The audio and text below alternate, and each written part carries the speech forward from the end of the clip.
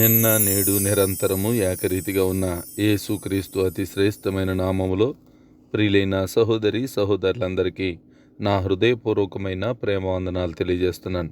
అందరూ బాగున్నారా? దేవుని వాక్యం ధ్యానం చేయడానికి అందరూ సిద్ధపడ్డారని విశ్వాసంతో ఉన్నాము, ముందుకు కొనసాగుతూ ఉన్నాం. మొదటిగా ప్రార్థన చేసుకుందాం, దేవుని వాక్యాన్ని ధ్యానం చేద్దాం.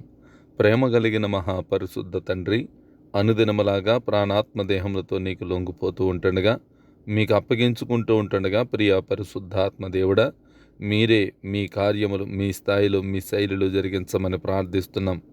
సకల ఆటంకాల అభ్యంతరాలు యేసు నామములో బంధిస్తున్నాం. ప్రియులైన బిడ్డలందరినీ మీ ఆత్మతో నింపి నడిపించండి. క్షేమమునిచ్చి భద్రతనిచ్చి అందరినీ కాపాడండి. మీ రక్షణ విషయములు ఎదిగినట్లుగా మీ వాక్య ధారల్లో పెంచి మహిమకు సిద్ధపరచుమని యేసుక్రీస్తు నామములో అడిగి పొంది ఉన్నాము తండ్రి, ఆమెన్. 7వ తారీఖు నవంబర్ మాసం 2025 సంవత్సరం శుక్రవారం. నా పేరు pastor B Ratnaraju, Emmanuel ministries, Dubai. ప్రియులరా, అనుదిన వాక్య భాగానికి మిమ్మను ప్రేమతో ఆహ్వానిస్తున్నాం. రండి, యోహాను సువార్త నిన్నటి దినాన్న మనం ప్రారంభించుకున్నాం. ఈ దినము యోహాను సువార్త 1వ అధ్యాయం 2-3 వచనాలు చదువుకుని ధ్యానించుదాం.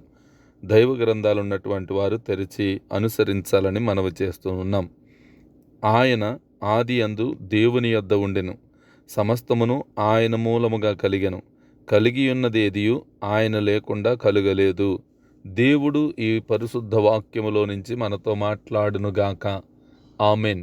ప్రియమైనటువంటి దేవుని సంగమ, మనం చదువుకున్నటువంటి వాక్య భాగం, ఆయన ఆదిలో దేవునితో కూడా ఉన్నాడని, సమస్తము ఆయన మూలముగా కలిగిందని, కలిగిన దానంతటిలో ఆయన లేకుండా ఏదీ కూడా కలగలేదని దేవుని వాక్యము సెలవిచ్చింది. ఈ మాటల్లో ఉన్నటువంటి పరమార్థాన్ని మనం కనుగొందాం. నిన్న మొదటి వచనం చదువుకున్నాం. ఆది యందు వాక్యముండెను, వాక్యము దేవుని యొద్ద ఉండెను, వాక్యము దేవుడై ఉండెనన్నటువంటి ఈ 3 అంశాలను జాగ్రత్తగా గమనించాం. ఈ దినము మరి 2 విషయాలు మనం ధ్యానం చేయాలి. ఒకటి, సమస్తము ఆయన మూలంగా కలిగిందన్నమాట. రెండవది, కలిగి ఉన్నది ఏదియు ఆయన లేకుండా కలుగలేదు అన్నటువంటి మాట. ఈ 2 చాలా జాగ్రత్తగా మనము ఆలోచన చేయవలసినటువంటి అవసరత ఉంది. ఆది కాండం మొట్టమొదటి మాటల్లో యేసు ప్రభు వారు కనబడ్డారు మనకి. అలాగే యోహాను కూడా ఈ సువార్తను రాస్తూ ఇక్కడ కూడా పొందుపరిచాడు, యేసు ప్రభు లేకుండా ఏది కూడా సృష్టించబడలేదు, సమస్తము ఆయన మూలంగా కలిగిందన్నది. కనుక కీర్తనల గ్రంథంలో 33వ అధ్యాయంలో 6వ వచనంలో చూస్తే, యెహోవా వాక్కు మూలంగా ఆకాశాలు కలిగాయని, ఆయన నోటి శ్వాస చేత వాటి సమూహమంతా కలిగిందని ఆ మాట మనం చూడగలుగుతాం. ప్రియమైనటువంటి దేవుని సంగమ, ఈ రోజున దేవుడు చేసినటువంటి సృష్టి అంతటిని చూచి అనేక మంది శాస్త్రజ్ఞులు వాటి వెంట పడతా ఉన్నారు. ఆ సృష్టి ఎలా చేయబడిందో ఇప్పటికీ వారు స్పష్టముగా చెప్పినటువంటి సందర్భం ఎక్కడ కనబడదు. ఇదిగో, శబ్దము వలన ఆకాశము భూమి కలిగింది, ఆకాశములో ఉన్నవన్నీ కలిగిని, భూమి మీద ఉన్నవన్నీ కలిగాయని ఈ విధంగా ఈ శాస్త్రజ్ఞులు ఇప్పటికీ చెబుతూనే ఉన్నారు. మనం చదువుకున్నది కూడా అదే. కానీ వీటన్నిటికీ ఒక అధిపతి ఉన్నాడు. ఆయన మాట శాసిస్తే సమస్తం కలుగుతుంది. ఆ మాట ద్వారా, అనగా ఆ వాక్కు ద్వారా సమస్త ప్రపంచములు ఏర్పడ్డాయని దేవుని వాక్యంలో రాయబడి ఉన్నటువంటి సంగతులు గమనించలేనటువంటి పరిస్థితి ఆయా శాస్త్రవేత్తలకు ఏర్పడింది. ప్రియమైనటువంటి దేవుని విశ్వాసులారా, వారు ఎలా ఉన్నా దేవుడు మనకిచ్చినటువంటి దైవ గ్రంథం అనబడిన బైబిల్ మన దగ్గర ఉంది. ఈ బైబిల్లో ఆది యందు దేవుడు భూమి ఆకాశములను సృజించెను అన్నటువంటి మాట మనం చూసాం కదా, చదువుకున్నాం కదా, అనేక మార్లు ధ్యానం చేసాం కదా. అయితే దీన్ని బట్టి మనం తెలుసుకోవాల్సిందేంటి? దేవుడు చెబితే ఏదైనా జరుగుతుంది. సూర్యుడు కలుగు అంటే కలుగుతుంది, చంద్రుడు, నక్షత్రాలు ఆయన మాట పలికితే చాలు, భూమి, సమస్త జీవరాశులు ఇవన్నీ కూడా కలుగుతాయి. ఆయన శక్తిమంతుడు కదా, ఆయన జీవాధిపతి అయినటువంటి దేవుడు కదా. ఆయనను మనం విశ్వసించాం గనక ఆయనే వీటన్నిటినీ తయారు చేశాడు. ఆయనే సృష్టించాడు అని స్పష్టంగా మనకు అర్థమవుతుంది ఈ సృష్టిని చూసినప్పుడు. దీని వెనక ఎవరో చేసిన పని కనబడుతుంది. మనిషి చేసినది ఏదైనా, మానవ జ్ఞానాన్ని బట్టి చేసింది ఏదైనా, ఆ వస్తువుని, ఆ పరికరాన్ని 1 సంవత్సరం వారంటీ ఇచ్చి మాత్రమే దానిని మార్కెట్లోకి వదులుతారు. ఆ సంవత్సర కాలంలో ఉండొచ్చు, లేకపోతే ఊడిపోవచ్చు, పని చేయొచ్చు, లేక పని చేయకపోవచ్చు. అందుకే వారంటీ అని మాత్రమే ఇస్తూ ఉంటాడు. ప్రియమైనటువంటి దేవుని విశ్వాసులారా, ఇక్కడ గమనించవలసిన అంశం, దేవుడు తయారు చేసింది ఏది వారంటీ అనేటువంటిది 1 సంవత్సరం కానీ, 2 సంవత్సరాలని కానీ, 10 సంవత్సరాలని కానీ, 100 సంవత్సరాలని కానీ వారంటీ ఇచ్చినటువంటి సందర్భమే లేదు. దానికి దేవుని శక్తి తోడే ఉన్నది. దేవుని మాటలో శక్తి, దేవుని యొక్క తలంపుల్లో శక్తి. ఇంత శక్తివంతమైనటువంటి వాడు మన దేవుడు. అందుకే ఆయన వాక్కుగా పలికాడు, మాటగా పలికాడు. ఆ మాట శబ్దముగా మార్చబడ్డది. ఆయన శబ్దము కలుగుగాక అన్నటువంటిది. ఆ కలుగుగాక అని పలికిన వెంటనే ఇవన్నీ కలిగినాయి. కనుక దేవుడు మనకిచ్చింది ఏదైనా సరే, దేవుడు చేసింది ఏదైనా సరే సమస్త ప్రజలకు గ్యారంటీగానే ఉంది. సూర్యుడు ఇంతవరకు తన వేడి తగ్గలేదు, దాని యొక్క కాంతి తగ్గలేదు. మండుచు రగులిపోతూ కోటాను కోట్ల సంవత్సరాల నుంచి ప్రతి దినము వెలిగిస్తూనే ఉన్నది. ఆ కాంతి తగ్గిపోలేదు. అందులో ఉన్నటువంటి ఏదైతే మండుతూ ఉందో ఆ పదార్థం తగ్గనే లేదు. అందుకే దేవుడు చేసినది గ్యారంటీ.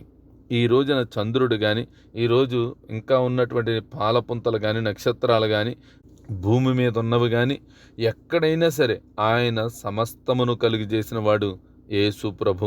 ఆయన తప్ప వేరొకడు కలుగు చేయలేదని ఈ యోహాను స్పష్టంగా తెలియజేస్తూ ఉన్నాడు. సమస్తము ఆయన మూలంగా కలిగింది, కలిగిన దాన్ని అంతటిలో ఆయన లేకుండా కలగలేదు అని ఈ విధంగా ఒక ఉన్నతమైన మాట చెప్తా ఉన్నాడు. శాస్త్రవేత్తలు కానీ, వేదాంతులు కానీ, అనేక మంది ఈ బైబిల్ మాటతో సాటిరైనటువంటి మాట ఏదీ కూడా వారు చెప్పలేకపోయారు. 148వ కీర్తన 3వ వచనం చూస్తే, సూర్యచంద్రులారా ఆయనను స్తుతించుడి, కాంతిగల నక్షత్రములారా మీరందరూ ఆయనను స్తుతించుడి, పరమాకాశములారా ఆకాశం పైనున్న జలములారా ఆయనను స్తుతించుడి, యెహోవా ఆజ్ఞ ఇయ్యగా ఇవి పుట్టెను అని కీర్తనకారుడు సెలవిచ్చినటువంటి మాటలను బట్టి అర్థం చేసుకోగలుగుతున్నాం. ఇవన్నీ చేసింది ఎవరు? ఒక మనిషా, లేక ఏదైనా శక్తా? నీకు తెలియని శక్తి అనేటువంటిది ఉన్నది అంటే, ఆ శక్తి వలన నువ్వు జరిగిందని విశ్వసిస్తున్నావంటే కేవలం అది దేవుని శక్తి మాత్రమే. ఆయనే ప్రభువైన యేసుక్రీస్తు. కలిగినవన్నీ ఆయన మూలంగా కలిగింది, ఆయన లేకుండా ఏది కూడా కలగలేదు అన్నటువంటి మాట మనం విశ్వసించవలసినటువంటి అవసరత ఉంది. యెషయా గ్రంథం 45వ అధ్యాయము 12వ వచనం చూస్తే, భూమిని కలిగజేసిన వాడును నేనే, దాని మీదనున్న నరులను నేనే సృజించి తిని, నా చేతులు ఆకాశములను విశాలపరిచెను, వాటి సర్వసమూహమునకు నేను ఆజ్ఞ ఇచ్చి తినని ప్రవక్త అయినటువంటి యెషయా ఈ మాటలు తెలియజేస్తున్నాడు.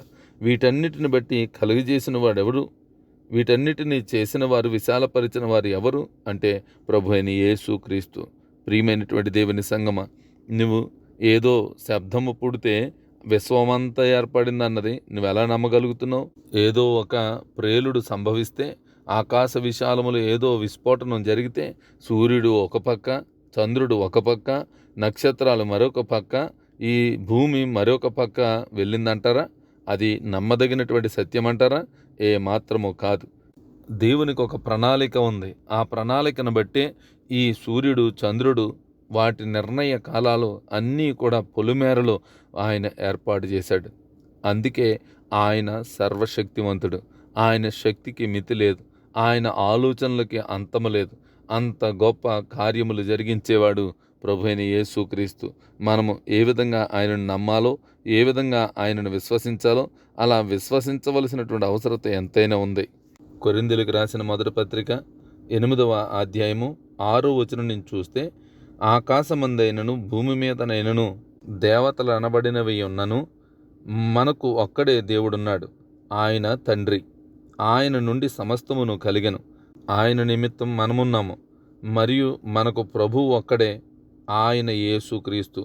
ఆయన ద్వారా సమస్తమును కలిగెను, మనము ఆయన ద్వారా కలిగిన వారము అని అపోస్తుడైన పౌలు ఈ విధంగా కొరింథీ సంఘానికి తెలియజేస్తున్నాడు. ఆకాశమందు కానీ భూమి మీద కానీ ఎక్కడైనా ఆయన లేకుండా కలగలేదు. ఆయనే యేసుక్రీస్తు అని, ఆయన ద్వారా ఇవన్నీ కలిగినాయని, ఆయనే మనకు దేవుడని స్పష్టం చేస్తూ రాసినటువంటి మాటలు. ఎందరు వీటిని గ్రహించగలుగుతున్నారు? మాకు ముగ్గురు దేవుళ్ళు ఉన్నారని కొందరు, ఇద్దరు దేవుళ్ళని మరికొందరు, ఒక్కడే దేవుడని మరికొందరు ఈ రీతిగా మాట్లాడుతూ ఉన్నారు. దేవుడు ఒక్కడే, కానీ నువ్వు ఆలోచించే విధానమే వేరుగా ఉంది. వాక్యాన్ని వక్రీకరించి మాట్లాడకూడదు. ముగ్గురు దేవుళ్ళు ఉన్నారని, ఇద్దరు దేవుళ్ళు ఉన్నారని, ఒక్కడే దేవుడున్నాడు, మిగతా వాళ్ళు కుమారులు అని ఈ రీతిగా మనుషులందరినీ కలవరపరిచి కన్ఫ్యూజ్ పెట్టి వారిని ఇబ్బంది పాలు చేస్తూ ఉన్నారు. బైబిల్ గ్రంథాన్ని అర్థం చేసుకోలేనటువంటి వారు వక్రన అనేటువంటిది అందులో చూపిస్తూ ఉన్నారు. వక్రీకరించడం అనేటువంటిది వారు నేర్చుకున్నారు. కనుక దేవుని సంగమ, మనం నమ్మవలసింది ఒకరినే. మన కొరకు ఈ లోకానికి వచ్చి, మన కొరకు ఆయన శ్రమపడి, సిలువ వేయబడి, చంపబడి, సమాధి చేయబడి తిరిగి మృత్యుంజయుడైనటువంటి వాడు ఒక్కడే. ఆయనే ప్రభు అయినటువంటి యేసుక్రీస్తు. ఆయన తప్ప ఎవ్వరు ఈ లోకాన్ని కలిగించలేదు. ఆయన తప్ప ఈ లోకంలో ఉన్న వాటిని ఏర్పాటు చేసిన వారు ఎవ్వరూ లేరు. ఆయన ఒక్కడే వీటిని కలిగజేసిన వాడు. ఆయనే మన ప్రభువు, ఆయనే మన దేవుడు. ఆయన లేకుండా ఏది కలగలేదు. సమస్తము ఆయన మూలముగా కలిగినాయి. ఆయన అంటే యేసు ప్రభువు. యేసు లేకుండా ఏ కార్యము జరగలేదని అర్థం. అందుకే ఆయన పేరు ఉన్నవాడు అనువాడు అని. మనకైతే ఒకే ప్రభు ఉన్నాడు. ఆయన యేసు ప్రభు అనడంలో తండ్రి అయిన దేవుడు ప్రభువు కాడని అర్థం కాదు. యేసు స్వయంగా ఆయనను ప్రభు అని పిలిచాడు. మత్తయి సువార్త 11:25 అదేవిధంగా ఒకే దేవుడు ఉన్నాడు. ఆయన పరమ తండ్రి అంటే యేసుక్రీస్తు దేవుడు కాడని అర్థం కాదు. దేవుడు బైబిల్ రచయితల చేత ఆయన దేవుడు అని రాయించాడు. యెషయా గ్రంథం 9:6 ఒక ప్రవచన వాక్యం ఉంటుంది కదా, అందులో ఉన్నటువంటి మాట నిత్యుడగు తండ్రి అని యేసు ప్రభు కొరకు రాసినటువంటి మాట. అది ఆయన తండ్రి అయితే మనకు దేవుడే కదా. అందుకే మనము ఆయనను దేవునిగా ఆరాధిస్తున్నాం. ఆ తండ్రే ఈ సమస్తాన్ని సృష్టించాడు. ఆయన లేకుండా ఏదీ కలుగలేదు. కనుక విశ్వాసంతో ఈ విశ్వంలో కనబడుతున్నవి కానీ, భూమి మీద కనబడుతున్నవి కానీ ఆయన ద్వారా మాత్రమే నిర్మితమైనవని మనము గ్రహించి ముందుకు కొనసాగవలసినటువంటి అవసరత ఎంతైనా ఉందని దైవ గ్రంథం ఉన్నటువంటి వాక్య భాగాలు, ప్రవచన వాక్యాలు ఇవన్నీ మనకి స్పష్టంగా తెలియజేస్తూ ఉన్నాయి. దాన్ని బట్టి మనము ముందుకు కొనసాగాలి. దేవుడు చేసిన కార్యములని, దేవుడి మాటలు మన వెనుకడిలో దీవించి నూరంతల ఫలములతో నింపునుగాక. ఆమేన్. పరిశుద్ధుడైన పరమ తండ్రి, మహాగణుడా, మీకు వందనాలు. మరి ఒక్కసారి ఈ ఉదయకాల సమయంలో మాతో మీరు మాట్లాడి మమ్మల్ని బలపరిచి మీ వాక్కు చేత నింపినందుకు స్తోత్రాలు. పరిశుద్ధాత్మ దేవుడా, బిడ్డలందరిపైన నీ ఆత్మను కుమ్మరించండి. కడవరి దినాల్లో నీవు లేకుండా ఏది కలుగలేదు, నీవే సమస్తము కలిగజేసిన వాడివని విశ్వాసంతో ముందుకు మీ యొద్దకు రావడానికి సహాయం దయచేయండి ప్రభు. ప్రతి ఒక్కరిని ఆదరించండి, కనికరించండి, వారి కుటుంబాలను ఆదరించండి, చేస్తున్న పనులు ఆధిక్యత కలిగించండి. యేసుక్రీస్తు నామములు అడిగి పొంది అన్నాము తండ్రి, ఆమెన్. మన పరమ తండ్రి అయిన దేవుని దయ, కుమారుడైన యేసుక్రీస్తు వారి కృప, పరిశుద్ధాత్మ అన్యోన్య సహవాసము, సమాధానం ఇప్పుడు ఎల్లప్పుడూ సదాకాలము తోడేండి నడిపించునుగాక. ఆమెన్. Praise the lord.